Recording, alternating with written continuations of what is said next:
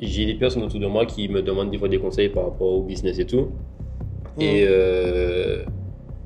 il y en a beaucoup qui ne comprennent pas les réponses que je donne. Parce qu'on me demande un conseil sur un truc bien précis et ils pensent que je réponds à côté. Sauf que ma Mhm. réponse a du sens. Quand quelqu'un qui veut me demander comment faire pour entreprendre tel ou tel truc, moi, dans ma réponse, je lui dis faut d'abord que tu arrêtes de fréquenter telle ou telle personne. Il va estimer que je n'ai pas répondu à sa question, alors que si. Parce que l'entourage, c'est le néo de la guerre en fait. Donc, du coup, le message, c'est croyez en vous et Croyez en vous et puis soyez bien entourés en fait. Sans échec, on mûrit pas. Moi, je pense que ça sert. Les échecs servent à mûrir, servent à prendre conscience en fait d'une réalité dans laquelle en fait au tout début on pense pas être. C'est pour ça que tu es tout le temps derrière et qu'on te voit pas. Exactement. J'ai été beaucoup critiquée parce qu'en fait moi j'aime les belles choses et de par mes décos j'ai voulu tout de suite commencer avec de belles choses, de beaux verres, de belles assiettes et on m'a dit mais c'est pas rentable, tu fais du n'importe quoi, ça va pas fonctionner. Il y a des clients qui ont réservé, ça fait 2 semaines. 2 semaines, je me dis waouh en fait. Je vois ça dans les films, je vois ça à la télé, mais j'ai jamais connu ça en fait. Maintenant, c'est chez toi. Ouais, j'ai jamais connu ça. Et quand je me dis, les clients réservent, je suis tellement contente en fait. Parce que tu es fier. Je suis super fière. Ça vient pas tout de suite. Ça vient pas tout de suite parce que en fait, il faut faire ses preuves. À un moment, on a envie de laisser tomber, faut pas laisser tomber. Et parce qu'à un moment, j'ai laissé tomber. J'ai laissé tomber. Je me suis dit bon, c'est peut-être pas pour moi. Faut peut-être que je fasse autre chose. Et puis après, je me dis non, mais j'aime vraiment ce que je fais, donc je reste dedans. Et la persévérance, l'endurance, et voilà. Bravo, Zizi!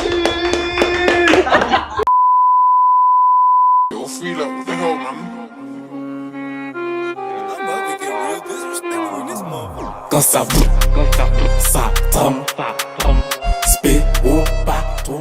Salut la famille et bienvenue sur Business aux Antilles. Ce soir, on est chez Liberty Happy Place, donc venez, suivez-moi. Bon, alors moi c'est Suliana, donc originaire de Saint-Clus. Quoi d'autre, mon âge 24. Voilà, 24 ans. Molly, 22. Merci. Donc je suis restauratrice depuis 18 ans. De base j'étais architecte d'intérieur, donc rien à voir avec la restauration.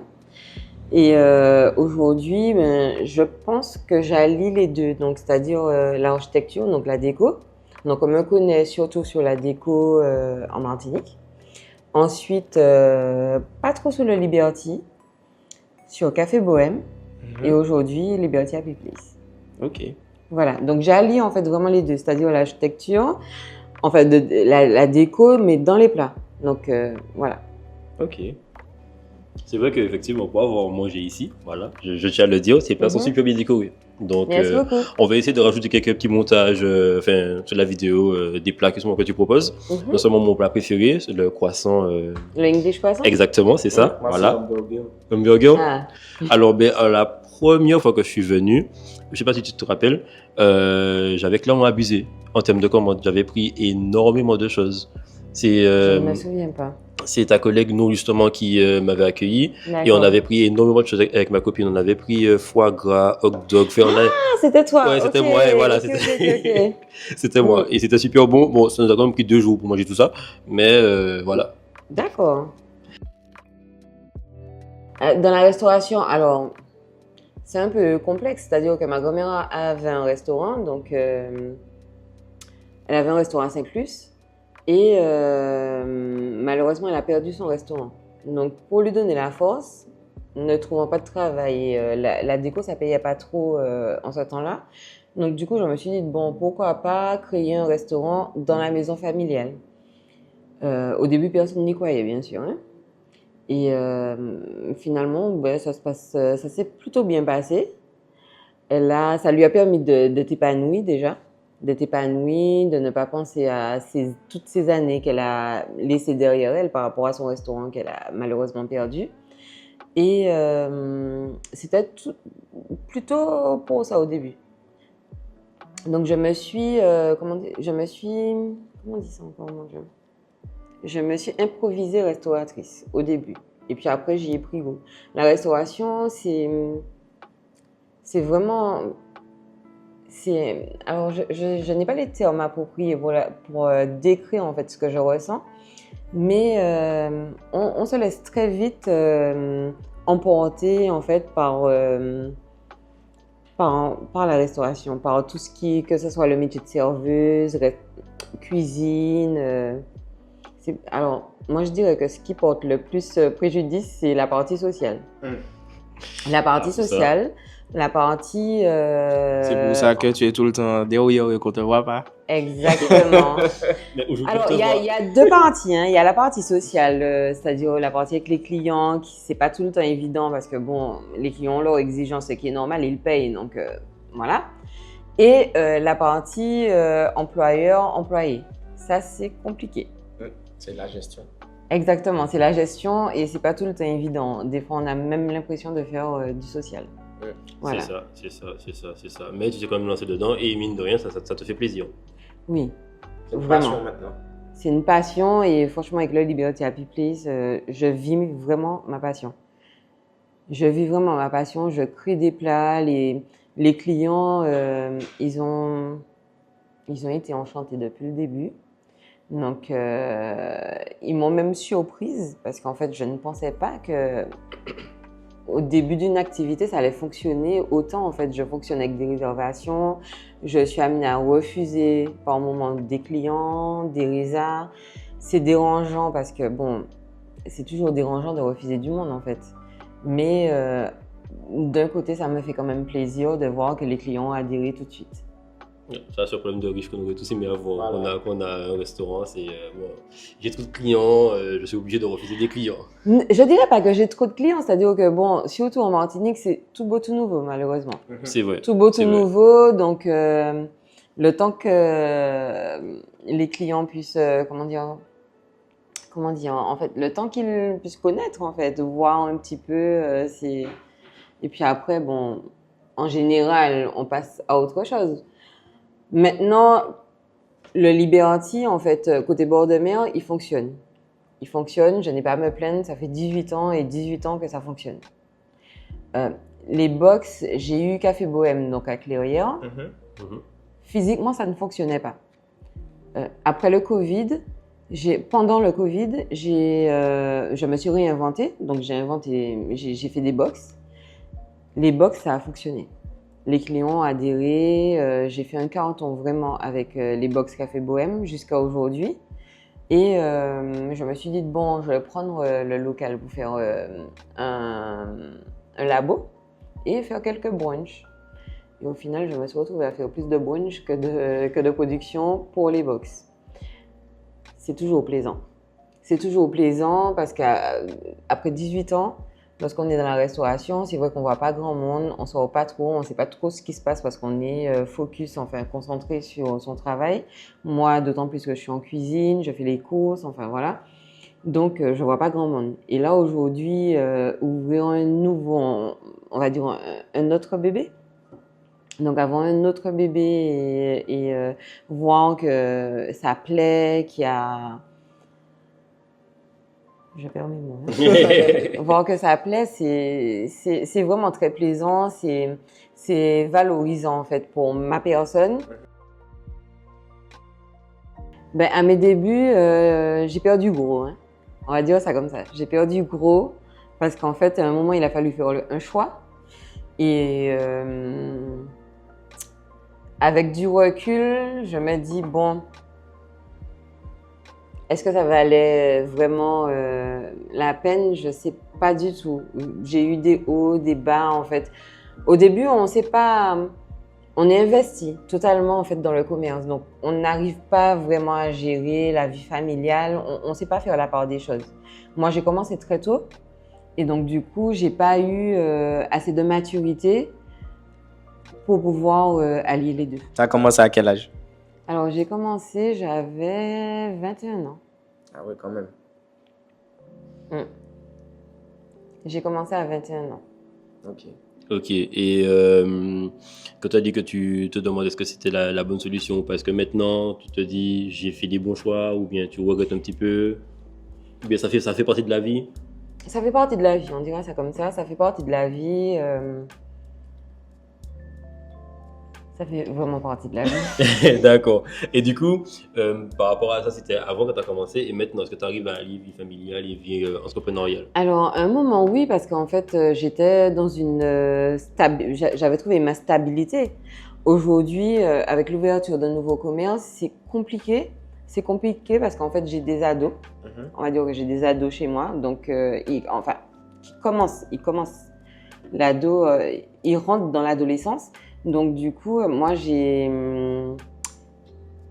quelque chose que je ne connaissais pas en fait. Avoir des ados chez moi et ouvrir un nouveau commerce qui me demande en fait d'être là tous les jours, les élever seuls, c'est pas facile. C'est pas facile. Je n'ai pas de vie. En tant que femme, par moment, je m'oublie. Et en tant que maman, ben, je ne peux pas oublier mes enfants, ça c'est sûr. Mais allier les deux, je dirais que c'est pas facile. Il faut vraiment être bien entouré. Il faut vraiment être bien entouré parce qu'il faut trouver un équilibre en fait. Et c'est pas évident. C'est pas évident. Il y a des jours où je me dis, bon ben, ce matin je suis fatiguée. Quand je suis sortie de chez moi, il a fallu que je gère chez moi, je gère mes enfants. Et rentrer après, le lendemain, je me dis, bon, je suis fatiguée, j'ai pas spécialement envie d'y aller parce que dans les débuts, tu peux pas spécialement prendre du personnel. C'est un nouveau concept, c'est moi qui lance mon concept, donc je connais mes recettes, je sais ce que je fais.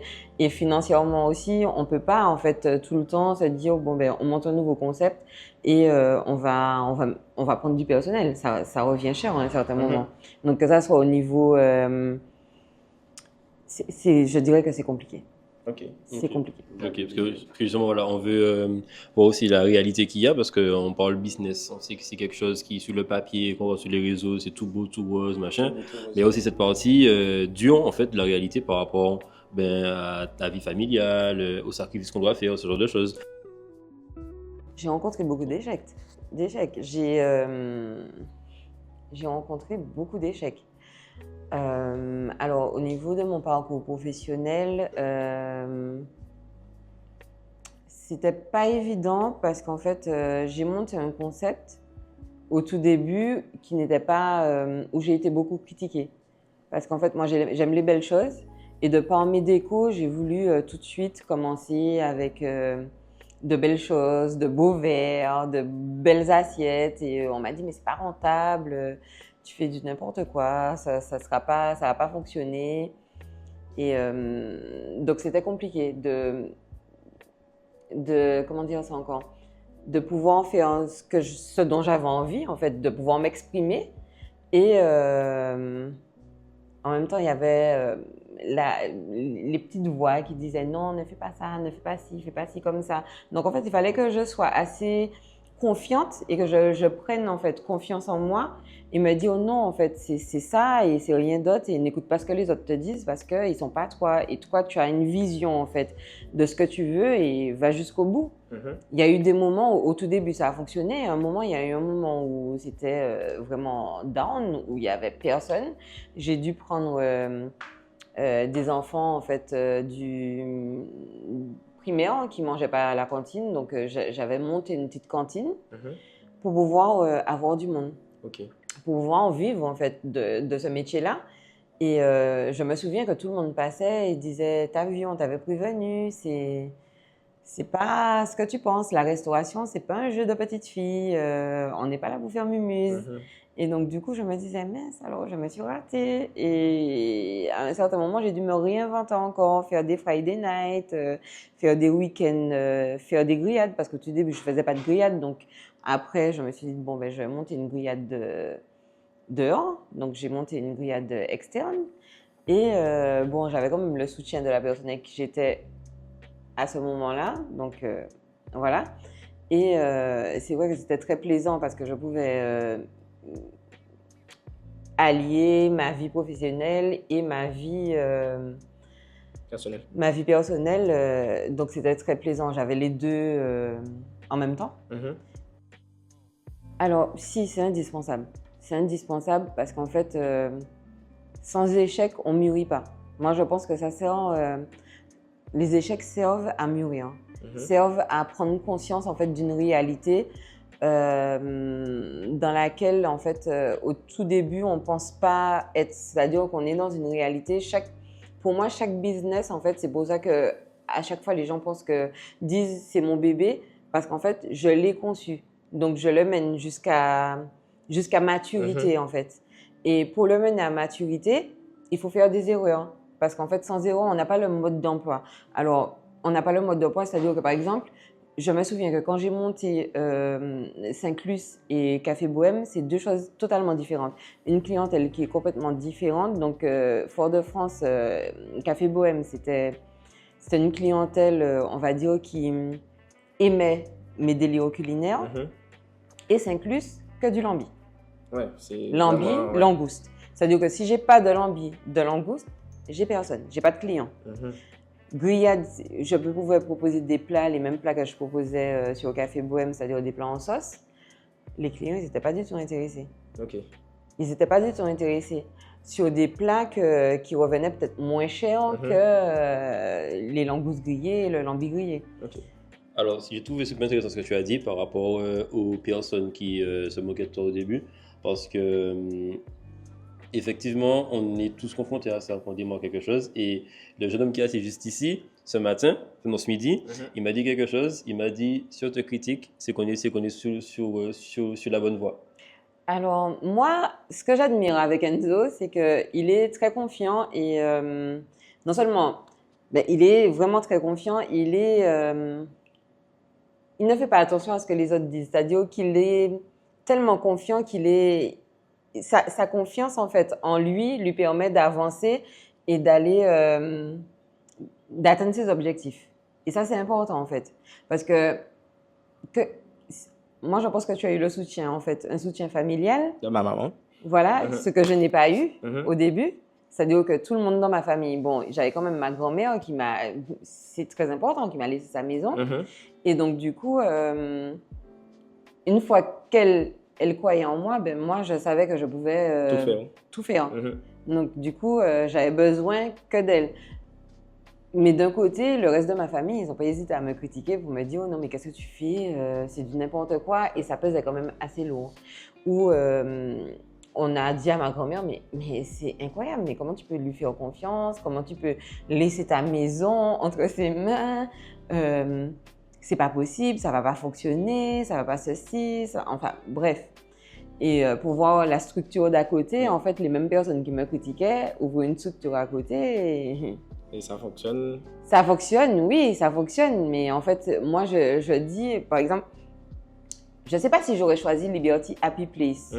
Alors ça, c'est important parce que le nom, en fait, ramène beaucoup de monde. Et les gens, quand ils me disent Liberty Happy Place, moi, dans ma tête, ça ne sonne pas super bien. Mais quand j'ai créé le Liberty Happy Place, j'ai créé le Liberty Happy Place. Pourquoi? Parce que je voulais un concept un peu familial, un peu heureux, parce que je sortais, en fait, d'une déprime de plusieurs années. Je sortais d'une déprime de plusieurs années, mais quand je dis une déprime aussi culinaire, où je ne m'exprimais pas spécialement, je ne pouvais pas... j'avais envie de me recréer. Donc, je me suis dit, bon, Liberty Happy Place, pourquoi pas? Et aujourd'hui, c'est sûr que, bon, le happy, ça sonne, mais ça fait pas assez... Par rapport à ce que je fais, je me dis, bon, ça fait un peu enfant. Ça fait Happy Meal, quoi. Mais finalement, c'est bon, puisque ça attire quand même du monde. Ça attire du monde. Et j'étais très surprise. Alors, j'ai confiance en moi parce que, bon, j'ai quand même fait... je me suis dépassée sur les box du Café Bohème. J'ai kiffé faire ça, j'ai adoré. Et j'estime franchement que je me suis dépassée. J'ai essayé vraiment à un moment, je me suis dit, il faut que tu atteignes le niveau, quoi. Il faut que vraiment que tu mettes tes tripes dedans pour que quand le client voit sa box arriver, qu'il se dise, ah voilà, j'ai un petit bonheur en fait. J'ai vraiment eu un petit bonheur ce matin. J'ai acheté ma box et quand je l'ouvre, c'est vraiment un bonheur parce qu'on sait très bien que la nourriture, en fait, au-delà de... tout le monde mange, on mange, mais il y a certaines personnes en fait à qui ça apporte en fait un bonheur de manger. Et c'est pour ça que les gens disent qu'ils aiment manger, parce qu'ils aiment... Ils aiment manger, oui, mais je pense que c'est la sensation en fait, que ça fait. Et quand c'est bon, c'est encore mieux. C'est encore mieux. Et en fait, on a plusieurs sens qui jouent en fait. Donc, avec les box, c'est ça. Je mettais plusieurs sens en valeur. C'est-à-dire que ça soit au niveau des yeux, au niveau du goût. Et ça, j'ai trouvé ça fantastique de faire les box Café Bohème. Vraiment, c'était merveilleux. Et là, aujourd'hui, je prends plaisir, je revis en fait. Franchement, je revis quand je fais mes menus. Je me dis, bon, je vais faire ça, ça, ça. Et c'est un plaisir. Comment j'ai fait? J'aime manger. Ok. J'aime manger. Qu'est-ce qu'ils en disent? Tu n'écoutes plus. Mais en fait, je ne sais plus. Alors, j'ai le soutien quand même de certaines personnes de ma famille, dont ma petite cousine, non. Et Un petit big up à nous. Voilà. Bonsoir, non. J'ai le soutien quand même, oui. Et puis, je sais plus, je sais pas. Je fais plus trop attention. Ok. Ça passe au-dessus de la tête maintenant. Oui, ouais. Et tu as raison. Et Ouais. tu as vraiment 100% raison. Je peux pas dire que j'ai eu un pire investissement, sincèrement. Tout le monde dit ça. Je peux pas dire que j'ai eu un pire investissement. Je me souviens que à chaque fois, je me disais, mince, si je savais, j'aurais pas fait ci, ça, ça, ça, ça. Mais à chaque fois, la vie m'a montré en fait que non, il fallait que tu le fasses en fait. Il fallait que tu le fasses parce que si tu ne l'avais pas fait, ben aujourd'hui, tu n'en serais pas là. Alors, je ne suis pas fortunée. Je n'ai pas... ça a été très dur. Il y a eu des moments où, surtout pendant le Covid, ça a été très dur parce que j'ai dû liquider une société et me séparer de certaines personnes, en fait, du personnel existant. Et donc, ça a été vraiment très dur. Je me souviens que j'ai fait des crises d'angoisse, en fait. Des crises d'angoisse très poussées. Et ça m'a permis aussi d'avoir les pieds sur terre, en fait, toujours les pieds sur terre. Donc, voilà, parce qu'on peut très vite, là, l'engouement, en fait, du début, où je vois du monde, les gens réservent. Ils réservent. Il y a des clients qui ont réservé, ça fait 2 semaines. 2 semaines, je me dis, waouh, en fait. Je vois ça dans les films, je vois ça à la télé, mais j'ai jamais connu ça, en fait. Maintenant, c'est chez toi. Ouais, j'ai jamais connu ça. Et quand je me dis, les clients réservent, je suis tellement contente, en fait. Parce que tu es fier. Je suis super fière. Je suis super fière parce qu'aujourd'hui, tout le monde me dit, oh, t'as quelqu'un dans ta vie. Alors, je souligne. Je souligne parce que c'est super important pour ceux qui viennent. Parce qu'en fait, on a toujours l'impression que quand une femme se fait belle, enfin, revit, c'est parce qu'en fait, elle a quelqu'un dans sa vie. Mais pas du tout. Pas du tout. C'est juste que là, aujourd'hui, au début, tu m'aurais vu au début. Quand j'ai ouvert, je sais même plus combien de kilos que j'ai pris. Et là, en fait, tout le monde me dit, mais t'as perdu du poids, c'est normal, ça? Ou t'as quelqu'un dans ta vie? Tu revis un peu. Voilà. Et non, je revis. Je revis. Venir ici, c'est pas une contrainte pour moi, en fait. Des fois, je suis fatiguée, mais c'est pas une contrainte pour moi. Je suis contente. J'ai une reconnaissance, en fait, vis-à-vis des clients qui viennent ici, vis-à-vis des gens. Les gens me reconnaissent depuis Café Bohème. Ils me disent, mais c'est Café Bohème. Et je me dis, oui, c'est Café Bohème. Tu vois, parce que je me souviens de ce qu'on m'a dit quand je suis arrivée au Café Bohème où j'étais pas présentable. J'avais pas la tête, en fait, de quelqu'un pour Café Bohème parce que j'étais pas du même milieu que certaines personnes, donc j'ai été beaucoup critiquée. J'ai été critiquée par rapport à mon poids, par rapport à... C'est vrai que je m'étais complètement négligée. Et ça, c'est important. En fait, si je dois souligner quelque chose, en tout cas pour une femme, c'est de se dire, franchement, je m'occupe de moi. Ne pas perdre de temps à s'occuper de soi, parce que c'est vraiment une perte de temps. Quel que soit ce qui se passe, je m'occupe de moi. Je crois en moi. Je crois en moi et après, le reste vient tout seul. Et avoir une reconnaissance, c'est tellement important parce qu'en fait, on a tellement de personnes qui nous disent « tu vas pas y arriver, laisse tomber, fais autre chose ». Il y a des gens qui m'ont dit après que j'ai liquidé ma société « non mais va chercher un travail en fait, va chercher un travail ou moi à ta place, j'aurais laissé tomber, j'aurais cherché un travail, j'aurais fait ci, j'aurais fait ça ». Et au final, je me dis « waouh, Suliana quand même, t'as de la tête, t'as de la tête, t'as quand même de l'endurance, t'as quand même… il y a quelque chose quoi ». Et oui, donc aujourd'hui, oui, je suis contente. Je suis fière. Un grand respect. Ah, vraiment. Vraiment. même. Alors, si jamais ça l'a fait au passé, ce serait vraiment de vivre en fait sa passion, de ne pas oublier, de ne pas s'oublier soi, parce que des fois on a tendance en fait, on veut tellement que ça fonctionne, et puis après en fait de ne surtout pas regarder, de ne pas, il faut quand même faire attention parce que le regard des autres ça peut être important, mais en fait les mêmes personnes qui m'ont critiqué, qui m'ont dit je vais pas y arriver, tu vas pas y arriver, tu vas pas, non, aujourd'hui ils disent ah oui non mais ah oui mais c'est bien ce qu'elle fait, c'est bien ça, mais 100 ans plus tard que j'ai eu la reconnaissance. 100 ans plus tard, c'est important. Alors quand je parle de reconnaissance, c'est important. Il y a des gens qui disent non, c'est pas important, c'est pas grave dès que tu arrives à vivre. À un moment, l'argent devient important. Et puis après l'argent, en fait, on a essuyé tellement d'échecs qu'on a envie de plus que ça. On n'a pas envie, on a envie d'argent parce qu'il faut vivre en fait. Mais on a envie de reconnaissance. On a envie de se dire, ben on n'a pas fait tout ça pour rien. On a envie de soutien et ça vient pas tout de suite. Ça vient pas tout de suite parce que en fait, il faut faire ses preuves. À un moment, on a envie de laisser tomber, il faut pas laisser tomber. Et parce qu'à un moment, j'ai laissé tomber. J'ai laissé tomber. Je me suis dit bon. C'est peut-être pas pour moi, faut peut-être que je fasse autre chose. Et puis après, je me dis non, mais j'aime vraiment ce que je fais, donc je reste dedans. Et la persévérance, l'endurance, et voilà. C'est ça en fait. La persévérance, l'endurance, et même lorsqu'on n'y croit pas, lorsqu'on se dit c'est fini, ben moi j'ai.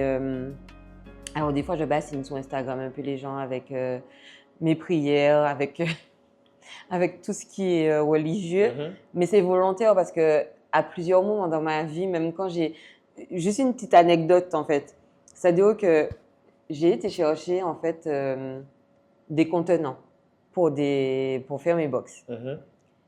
Et je dis mon Dieu, mais en fait je sais même pas, j'ai plus rien et le fait de tout avoir à un certain moment et de ne plus rien avoir, on a honte en fait lorsqu'on va vers les gens et qu'on leur dit bon ben est-ce que tu peux me faire confiance? Est-ce que je peux prendre? Et à un moment, je vais vers la comptable. Je dis, mon Dieu, s'il te plaît, accompagne-moi parce que là, franchement, je ne sais plus quoi faire en fait. J'ai honte. On a la honte en fait parce qu'on n'a plus les mêmes moyens qu'avant. Et il faut s'en sortir en même temps. Donc, il faut faire. Et je vais vers la comptable. Et elle me dit, ah, mais justement, j'avais besoin de te voir parce que tu as, je ne sais plus combien d'argent en fait en compte chez nous. Je me dis, c'est une blague, surtout la somme. Et elle m'a dit, oui, tu avais ça en compte, tu avais payé beaucoup plus. Et en fait, j'ai pu acheter pendant 1 mois des contenants pour mes box. Et je me dis, mais ça, c'est pas un miracle, qu'est-ce que c'est en fait? Si ça, c'est pas, tu vois, c'est des petites choses comme ça, mais il faut y croire en fait. Alors, je tenais à le souligner parce que vraiment, j'ai eu les larmes aux yeux quand c'est arrivé. Je me suis dit, mais non, c'est pas possible. C'est pas possible. Cette somme-là, ça. Alors que j'allais demander à la dame de me faire confiance parce que, bon, voilà, j'ai presque tout perdu en fait. Mes comptes étaient bloqués. J'ai eu l'épisode aussi, on m'a arrêté pour du lambi devant mes enfants. Donc ça, c'était délicat. Et donc à un moment, oui, j'ai eu l'impression d'avoir tout perdu. Et actuellement, tu es là, debout devant nous, confiante. Ah oui, je suis confiante. Ça T'as pas le choix. Ça m'a redonné une deuxième vie. Là, je sens que je revis en fait. Je sens que je revis et ça se ressent sur mon entourage aussi où mon entourage me dit mais qu'est-ce qui se passe? Tu vois, enfin voilà. Je crois qu'il n'y a rien à dire à part je suis contente. Merci tout le monde et merci mon Dieu. Merci à ceux qui me soutiennent et c'est important en fait. Le soutien, c'est super important. Donc, du coup, le message, c'est croyez en vous et...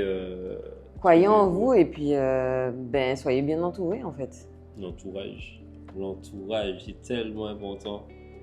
Oui. Et ça fait mal des fois parce que j'ai des personnes autour de moi qui me demandent des fois des conseils par rapport au business et tout. Et il y en a beaucoup qui ne comprennent pas les réponses que je donne. Parce qu'on me demande un conseil sur un truc bien précis et ils pensent que je réponds à côté. Sauf que ma réponse a du sens. Quand quelqu'un qui veut me demander comment faire pour entreprendre, tel ou tel truc. Moi, dans ma réponse, je lui dis faut d'abord que tu arrêtes de fréquenter telle ou telle personne. Il va estimer que j'ai pas répondu à sa question, alors que si, parce que l'entourage, c'est le néo de la guerre en fait. Et tu viens de le dire, tu vois. Alors, en général, quand je donne des conseils, j'ai appris avec le temps en fait à ne pas rentrer vraiment dans des détails avec les gens parce qu'en fait tout est personnel. C'est-à-dire que ils vont peut-être comprendre que tu réponds à côté parce qu'en fait le souci c'est que lorsqu'on rentre trop dans la vie, des fois on sait ce qu'on dit. La plupart du temps on sait ce qu'on dit, mais la personne qui est en face il faut qu'elle fasse son expérience aussi. C'est ça. Donc en fait on peut pas lui dire fais ci, fais ça, ou fais comme ci, ou telle personne, parce qu'en fait, il faut vraiment faire son expérience. Il faut, comme on dit, pour faire une omelette, il faut casser des œufs. Et c'est vraiment, vraiment le cas de le dire. Il faut vraiment faire ces expériences, parce qu'il y a beaucoup de personnes qui m'ont dit des vérités, mais des vérités que je n'étais pas prête à entendre au début. Parce qu'en fait, je vivais d'après moi mon rêve, en fait. Et mon rêve, en fait, dans mon rêve, il n'y avait pas de place pour certaines vérités. Quand je dis que il y a un moment où j'ai payé gros en fait mes choix, c'est parce que dans ma vie privée, j'ai eu des choix à faire en fait que je n'ai pas pu faire parce que je suis quelqu'un d'assez ambitieuse et en fait ma parentie, comment dire ça encore, ma parentie, mon travail en fait prenait toute la place. Donc c'était beaucoup plus important à un moment que le choix que j'avais à faire. Ok.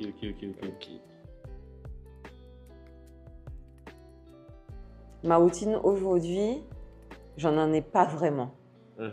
Parce qu'au tout début, lorsqu'on ouvre un nouveau commerce, alors j'ai connu ça à chaque fois que j'ouvre un nouveau commerce, je n'ai pas vraiment de routine. Par contre, je m'instaure des moments à moi. Je m'instaure vraiment, je m'autorise et je m'impose en fait des moments à moi. Des moments où... Parce que si on n'est pas bien, il faut comprendre que le commerce, il ne sera pas bien. Le commerce, en fait, c'est notre âme qu'on met dedans. Donc, avoir une routine, je dirais que pour l'instant, je n'en ai pas vraiment, mais j'arrive quand même à prioriser des moments avec mes enfants, à prioriser des moments pour moi aussi. Parce qu'on a tendance, en fait, à se dire que le commerce aussi, bon, ben, comme on dit, un bébé, sauf que les bébés, au bout d'un moment, ils mangent tout seuls. Ils fonctionnent tout seuls. Il faut accepter qu'ils fonctionnent tout seuls. Et prendre aussi du recul pour pouvoir s'occuper de soi. Parce que si on n'est pas là, on sait très bien que le commerce, ou quel que soit, voilà, ça dépend de nous. Donc si on n'est pas bien, ben, il ne va pas bien non plus. Moi, j'aime beaucoup en fait les personnes qui sont face à moi. Alors je ne le connais pas vraiment. Enzo, je le connais depuis très longtemps. Donc du coup, je l'ai vu évoluer. Mais... j'aime beaucoup l'énergie en fait, l'énergie et je leur tire vraiment mon respect. Donc voilà, c'est pour ça que j'accepte d'ailleurs de faire la vidéo. Je déteste en fait, je déteste être filmée. Et là vraiment, je ressens en fait l'énergie, une bonne synergie et la volonté en fait de ce qu'ils veulent apporter aux jeunes, c'est ça? C'est ça? Aux jeunes et puis à la population du pays. À la population du pays, c'est important en fait de soutenir la population du pays puisque comme je disais, la plupart du temps, ben, on n'est pas spécialement soutenu et le fait de savoir qu'il y a d'autres personnes qui vivent des situations et qui vivent la même situation par moment en fait, c'est important pour l'avenir. Merci d'avoir regardé la vidéo, c'était Business aux Antilles. Alors retrouvez-nous sur Instagram et sur YouTube, on vous attend nombreux. Tchuss.